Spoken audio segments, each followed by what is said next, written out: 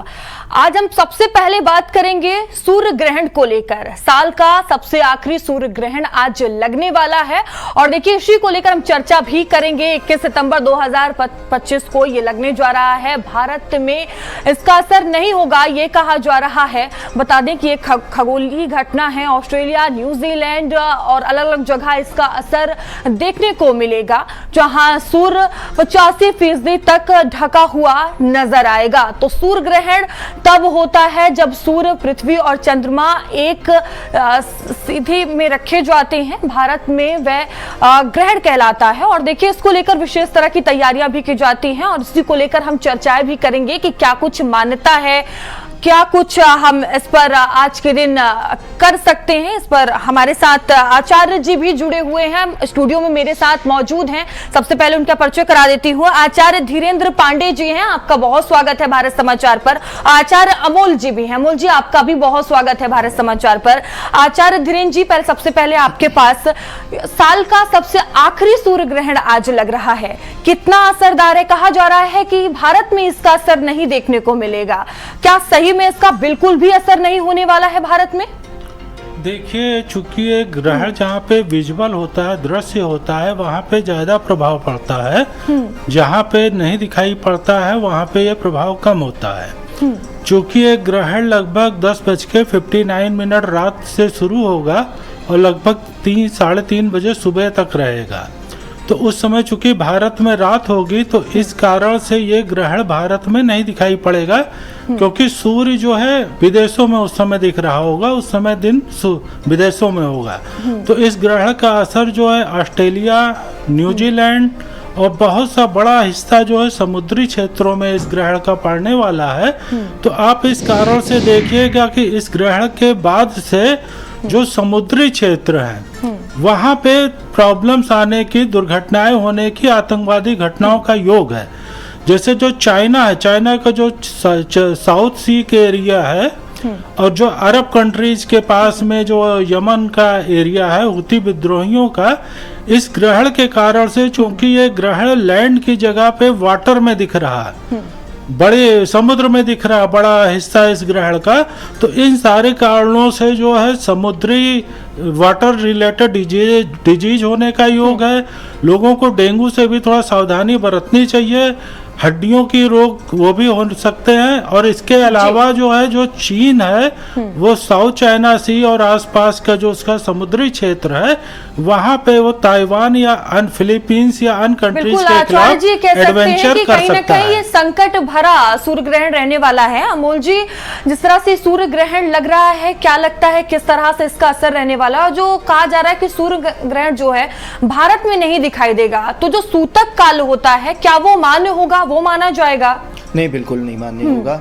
सूतक उस जगह लगता है जहाँ से ग्रहण आवूत होता है। आवूत का मतलब कि जो दृश्य एरिया है, जो सूर्य को देखा जाता है, जहाँ से, वहाँ से यदि सूर्य दिख रहा है तभी सूर्य के ग्रहण का असर होगा। चंद्र दिख रहा है तो चंद्र के ग्रहण का असर होगा। तो आज तो भारत में उस समय रात होगी, 10:59 से लेकर के 3:23 सुबह तक लग रहा है और इस समय तक न सूर्योदय का समय है न सूर्यास्त का समय है।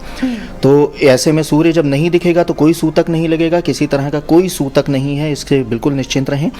और हाँ, थोड़ा सा इन चीज़ों का ज़रूर ध्यान रखें कि ऐसे भारतीय लोग जो वहाँ पे रह रहे हैं, जो दक्षिणी गोलार्ध में रह रहे हैं, जैसा कि आचार्य जी ने भी बताया कि ऑस्ट्रेलिया, न्यूजीलैंड और जहाँ कहीं भी उत्तरी, जहाँ दक्षिणी गोलार्ध है, जो साउदर्न हेमिस्फीयर ऑफ अर्थ है, पृथ्वी का दक्षिणी गोलार्ध, उस जगह पर जो लोग रह रहे हैं, इवन पानी में, जहाँ पे पानी में तो दृश्य है साथ में, वहाँ पे जिन जगहों पर बहुत अधिक, जिन्हें आर्कीपेलागो कहते हैं, यानी कि जहाँ पे द्वीप समूह होते हैं, उन द्वीप समूहों में जो दक्षिणी गोलार्ध के जहाँ पे ये वाला दृश्य, सूर्य ग्रहण दृश्य है, वहाँ के लोगों को ज़रूर सचेत कर देना चाहिए, हम लोगों को, जो भारतीय लोग हैं, क्योंकि वहाँ पे ज़रूर सूतक लगेगा, वहाँ पे ज़रूर उन लोगों को इसका पालन करना चाहिए। यदि इस कार्यक्रम को भारत समाचार के माध्यम से ऐसे लोग सुन पा रहे हैं जो जिनके परिजन उस जगह पर रह रहे हैं जिस जगह पे सूतक का असर होगा, तो वो इन चीज़ों का वहाँ पे ध्यान ज़रूर करवा दें कि अपने खाने में जिस भी जगह जो भी उन्होंने भोजन बना के रखा है, जो भी उनका तरल है, जो दूध से बना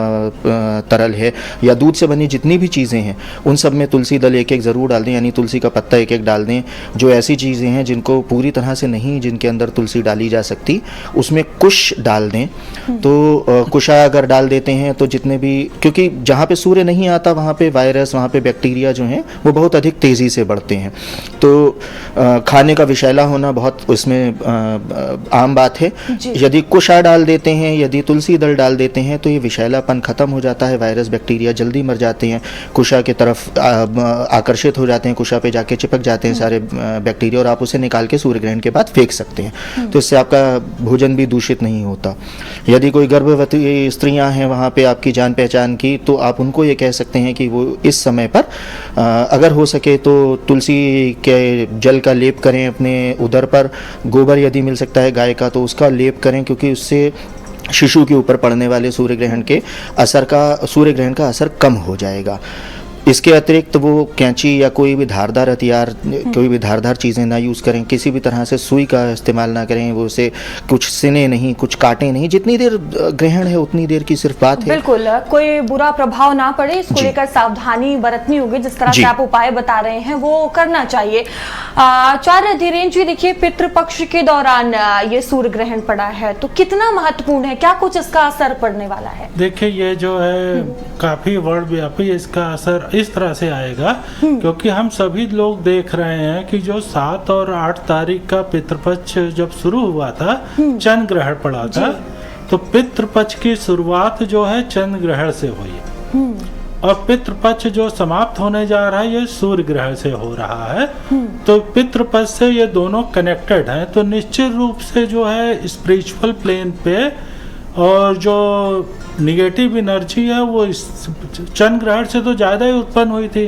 तो 45 दिन क्योंकि भारत में विजिबल था और 45 दिन तक चंद्र ग्रहण का असर ज़्यादा था, और अब ये सूर्य ग्रहण भी पड़ा और बहुत से हिस्सों में दिखाई पड़ रहा। तो चूंकि ये पितृपक्ष से शुरुआत और एंडिंग दोनों जो है ग्रहण से हो रही है, तो निश्चित रूप से स्पिरिचुअलिटी को आगे बढ़ाने की आवश्यकता है, जिससे कि हमारे जो पितृ वगैरह हैं उनको हमकी ब्लेसिंग मिले, हमको अच्छे से उनका तर्पण वगैरह करके विदा करना चाहिए। और कल नवरात्र के अच्छे से सेलिब्रेट करना चाहिए।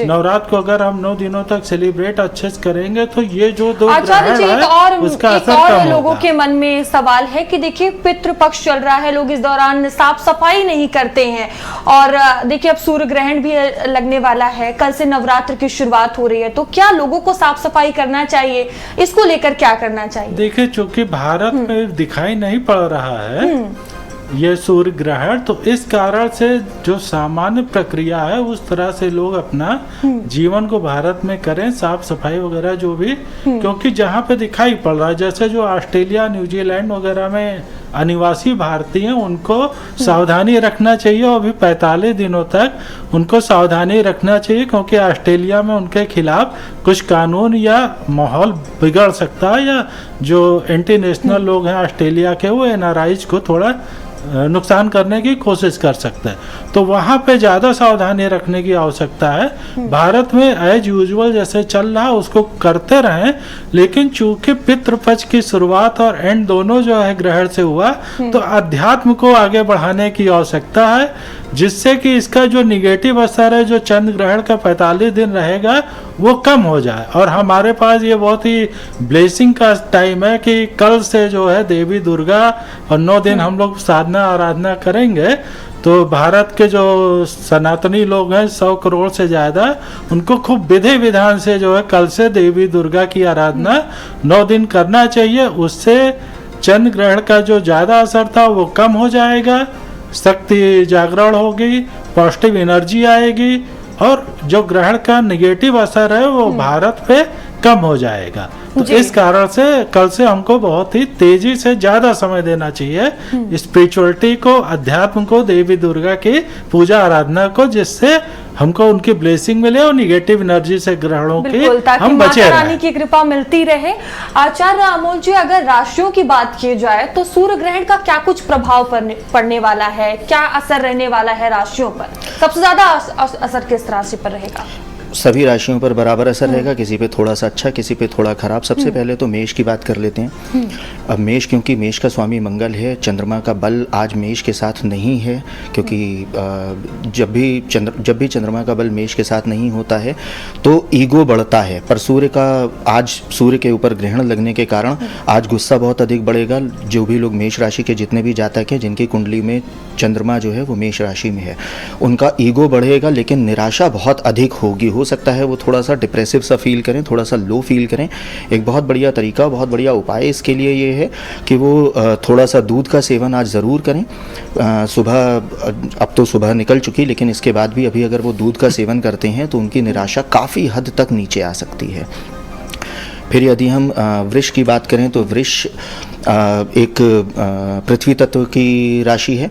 ऐसे जातक जिन लोगों की कुंडली में चंद्रमा जो है वृषभ राशि में बैठा हुआ है, वे लोग वृष राशि के हैं, उन लोगों को थोड़ा सा इस चीज़ का ध्यान देना चाहिए कि ऐसे में जहाँ पे वृष राशि की बात है, यहाँ पे उन लोगों को धन का थोड़ा सा अभाव होगा। यदि वो अपना बिजनेस कर रहे हैं उन्हें धन का अभाव होगा, यदि वो अपना नौकरी कर रहे हैं तो आज हो सकता है बॉस से थोड़ी सी अनबन रहे। पर सबसे अच्छी बात यह है कि आज क्योंकि रविवार है तो अधिकतर कार्यालयों में छुट्टी है, तो बॉस से अनबन होने का तो थोड़ा सा मुश्किल है, लेकिन फिर भी उनको थोड़ा सा आज के दिन सचेत रहना चाहिए और बॉस जितने भी उनके अधिकारी गण हैं उनसे उन्हें थोड़ा अपने रिश्तों को थोड़ा सा अच्छी तरह से रखते हुए, अपनी वाणी पे कंट्रोल रखते हुए काम करना चाहिए। फिर इसके बाद बात करते हैं मिथुन राशि की। ऐसे जातक जिनकी कुंडली में चंद्रमा जो है वो मिथुन राशि में है, हम उनके बारे में बात करेंगे। ऐसे लोगों को आज थोड़ा सा शब्द थोड़े से खराब होंगे उन लोगों के। जब वो बात करेंगे तो हो सकता है थोड़ी कर्कश बातें कर जाएं, तो सामने वाले को थोड़ी कड़वी लग जाएं बातें, तो थोड़ा सा इस बात पे कंट्रोल करें। अगर ज़बान पे कंट्रोल करेंगे तो उन्हें पराक्रम का सामना नहीं करना पड़ेगा। कालपुरुष की तृतीय राशि है मिथुन, तो उसमें उन्हें पराक्रम का सामना नहीं करना पड़ेगा। व्यर्थ की भागदौड़ उनकी बचेगी यदि वो अपने शब्दों पर नियंत्रण रखेंगे तो। फिर बात करते हैं कर्क राशि की। कर्क राशि में जिनके ऐसे जातक जिनकी कुंडली में चंद्रमा कर्क राशि में बैठा हुआ है, वे लोग कर्क राशि के होते हैं। तो कर्क राशि क्योंकि एक जल तत्व की राशि है और आज अमावस्या है, सूर्य ग्रहण जो पड़ता है वो अमावस्या के दिन पड़ता है। अमावस्या को चंद्रबल बहुत ही क्षीण होता है या नगण्य होता है। तो सबसे बड़ी बात कि आज सूर्य बल भी क्षीण है और आज चंद्रबल भी क्षीण है, तो दोनों ही ज्योतिपुंज जो हैं जिनके द्वारा ज्योतिष का निर्माण होता है, वो दोनों ही ज्योतिपुंजों की पावर जो है, जो शक्ति है, वो थोड़ी सी आज उनका बल कम है। तो ऐसे जातक भी सबसे पहले उनको डिप्रेशन फील होगा और बहुत ज़्यादा डिप्रेशन फील हो सकता है जो कर्क राशि के लोग हैं। तो और उसके अतिरिक्त एक दूसरी चीज़ उन्हें होगी, आज बहुत अधिक नींद आएगी उनको, और ये भी हो सकता है कि उनको थोड़ा सा मलमूत्र अधिक त्यागना पड़े आज। तो इसका एक बहुत अच्छा सा उपाय है कि एक वो दूध ज़रूर पिए आज के दिन। दूसरा, यदि वो हो सकता है तो दूध में केसर डाल करके पिए। तो इससे दोनों ही तरह के बल उनको मिलेंगे और ना ही थोड़ा सा डिप्रेशन से बचत होगी। ये तो नहीं कह सकते कि डिप्रेशन खत्म हो जाएगा, लेकिन उसमें डिप्रेशन से बचत होगी। ऐसे जातक जो कर्क राशि के हैं और ऑलरेडी डिप्रेशन जैसी किसी समस्या से जूझ रहे हैं, आज उनके लिए थोड़ी सावधानी का दिन है। कोशिश करें कि सो जाएं। जितना समय वो सो करके गुजारेंगे आज का, उतना उनके लिए अच्छा रहेगा। फिर बात करते हैं सिंह राशि की। सिंह राशि सूर्य की राशि है। आज वैसे भी सूर्य का ग्रहण है, तो ये तो बहुत ही इसमें तो समस्या वाली बात उनके लिए आएगी ही आएगी। सब उनको आत्मा बल थोड़ा सा कम लगेगा, आत्मबल भी कम लगेगा और आत्मा का बल भी कम लगेगा। नेत्र विकार हो सकता है, आंखों में दर्द हो सकता है, उनको जठराग्नि की प्रॉब्लम हो सकती है, पित्त की प्रॉब्लम। जठराग्नि और पित्त का मतलब कि बेसिकली डाइजेशन का इशू आएगा उनको। बहुत अधिक हो सकता है कि बहुत ही कम एसिड बने उनके पेट में, जिससे अपच हो सकता है। तो उन्हें आज बहुत सावधानी से रहना चाहिए। ठंडा भोजन आज उन्हें नहीं करना चाहिए। खाने में यदि वो अपने भोजन में यदि वो तुलसी दल डाल देते हैं, तो क्योंकि सूर्य से केवल प्रकाश ही नहीं, ऊर्जा भी मिलती है, और सिंह राशि के लोगों के ऊपर तो आज ऊर्जा बहुत ज़्यादा ज़रूरी है उन लोगों के लिए। तो आज वो बिल्कुल अपने हर भोजन में तुलसी दल का उपयोग करें, तो उनको काफ़ी अच्छा रहेगा। आँखों के लिए थोड़ा सा उनको आँखों में छींटे मारें, ठंडे पानी के छींटे मारें, क्योंकि नेत्र विकार की समस्या आज हो सकती है उनको। फिर यदि हम बात करें कन्या राशि की, तो कन्या राशि षष्ठम राशि है। कन्या राशि का एक पृथ्वी तत्व की राशि है। तो कन्या राशि क्योंकि पृथ्वी तत्व की राशि है और इस राशि में सूर्य जो होता है वो सम फल देता है। तो ऐसे में अब आज का दिन अगर सूर्य ग्रहण है तो कन्या राशि पे कोई बहुत अधिक असर नहीं पड़ने वाला है। लेकिन हाँ, थोड़ा सा उनको, क्योंकि बहुत अधिक असर नहीं भी पड़ेगा लेकिन फिर भी उनकी जठराग्नि यानी कि उनकी जो एसिडिटी है वो थोड़ी सी कम रहेगी। कम होने की वजह से खाना पचेगा नहीं। थोड़ा सा कोशिश करें आज हल्का भोजन करें। तो बाकी कन्या राशि वालों के लिए आज का दिन ठीक है। कन्या के बाद बात करते हैं तुला राशि की। तो तुला जो है वो एक वायु तत्व की राशि है। सूर्य जो है वो वायु का सूर्य के ऊपर जो ग्रहण लगाता है वो लगाता है केतु। केतु होता है कफ का कारक। तो अगर आज वायु तत्व वाली राशि को हम देखें तो इनको बड़ा फायदा होने वाला है। तो तुला को कुछ ज़्यादा ही फायदा आज मिल सकता है। हालांकि क्योंकि जैसा कि शास्त्री जी ने बताया कि 45 दिन तक चंद्र ग्रहण का असर रहेगा और चंद्र ग्रहण का असर जिन लोगों को पड़ता है उनके में जो वायु तत्व की राशियाँ होती हैं उनके ऊपर बहुत अधिक असर पड़ता है। तो आज के दिन जो तुला राशि वाले लोग हैं वो थोड़ा सा पानी अधिक पिएं, जल अधिक पिएं, जलीय चीज़ों का सेवन करें। जितना भी खाना खाना है वो अच्छी तरह से जलीय खाना खाएं।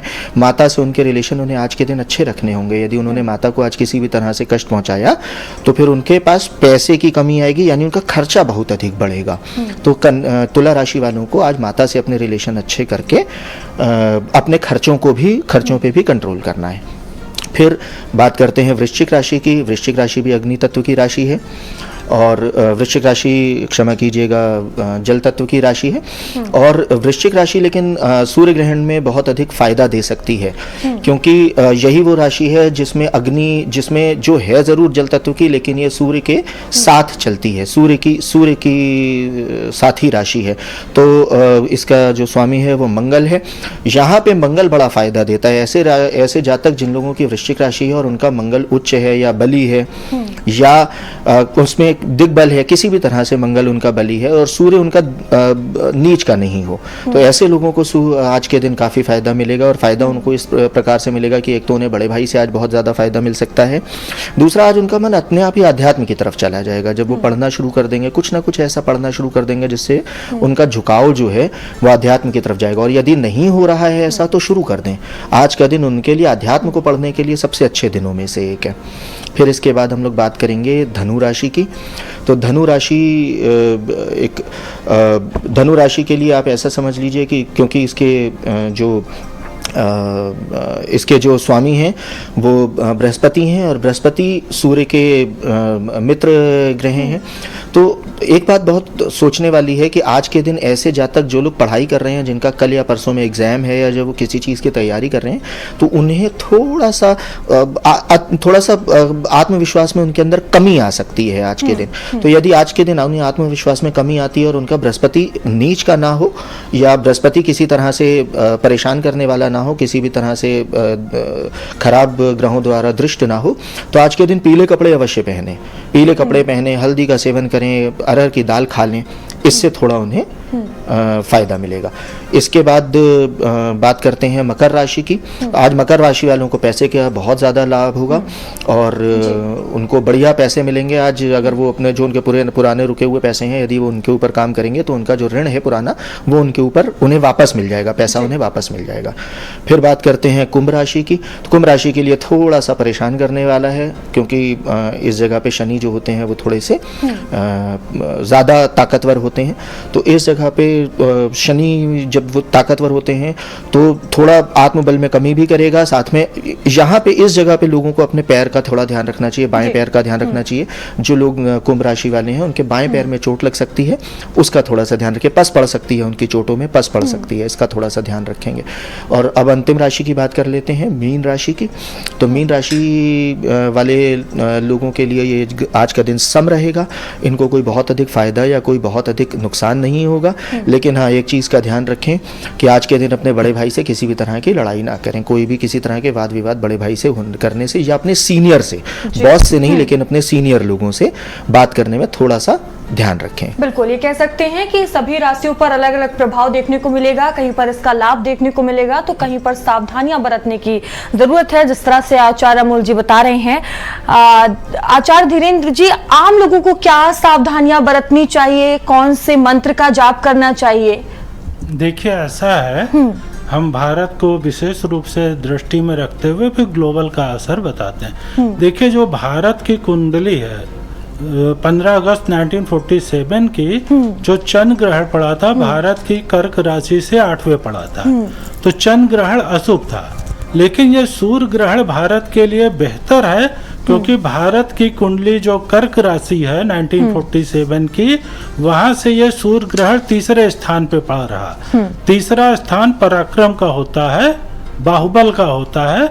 तो भारत के चूंकि कर्क राशि से तीसरी राशि कन्या में यह ग्रहण पड़ रहा है, तो भारत का जो पराक्रम है, बाहुबल है, विश्व में बढ़ेगा।